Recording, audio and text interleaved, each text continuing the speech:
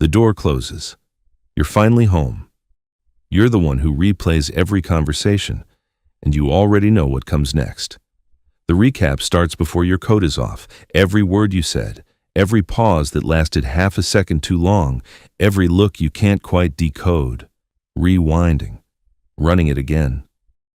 And you're tired of it, aren't you? Not the conversation, the replay, because it never seems to end. It started earlier tonight. You said something at dinner. Nothing dramatic. Just a comment that got a small pause from someone across the table.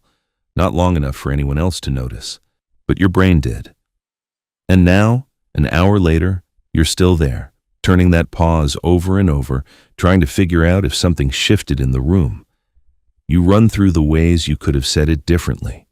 Maybe lighter, maybe clearer. Maybe you shouldn't have said anything at all. Your brain keeps testing possibilities, looking for the version that would have made everything land perfectly. You know the moment. The comment that felt fine when it left your mouth but reappears at 2 a.m., like evidence in a case you're building against yourself. You don't just remember it, you relive it. And your mind keeps scanning the scene like there's something important hidden there you haven't found yet. And it leaves you raw, because your brain isn't looking for drama, it's looking for meaning, and it doesn't know how to stop looking. And that search has a cost. You wake up already drained, not from what happened yesterday, from what your mind did with it all night. It's not sleep you need, it's stillness, but the replay keeps running. Simple things start to feel enormous. A text you haven't answered, a plan you haven't confirmed. Before you've even had your first coffee, your brain has already simulated every possible outcome. You're working so hard in there, and somehow you're not getting anywhere. There's a moment that happens sometimes. You're sitting with people, maybe dinner, maybe a meeting, maybe just a casual hangout. You're smiling, nodding.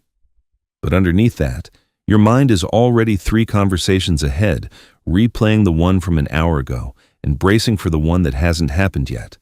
And afterward, you're completely spent. But when someone asks how your night was, all you can say is, good. Because from the outside, nothing actually happened. You just had dinner. And the part you don't say out loud, the part that sits the heaviest, is the fear that this is just who you are. That everyone else goes home, changes into comfortable clothes, puts on a show, and just moves on, and you don't. The reel keeps running, and maybe it always will. But what if that's not what's happening? What if your mind isn't stuck in a loop? What if it's reading a current?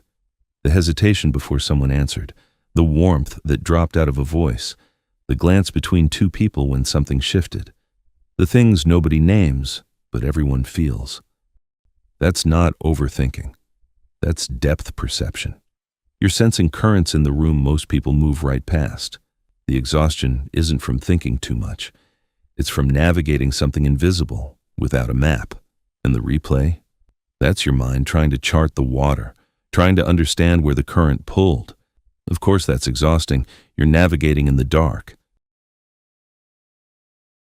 But you're not the only one doing it. Somewhere, right now, someone else just closed their door and started running the same reel, replaying the same pause, wondering if the same sentence landed wrong. They probably call it annoying, probably useless, maybe even a little ridiculous. And tomorrow they'll do it again.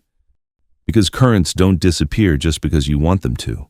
There are more people in that undertow than you think, silent, tired, replaying the same conversations and completely convinced they're the only one. You'll close your door again tomorrow. The recap will start. But now you have a name for it, not overthinking, the undertow. And when it pulls again, at least you know you're not the only one swimming in it. If this felt like looking in a mirror, send it to someone whose brain won't let a moment go. Because right now, there's a good chance they're sitting alone running the same replay,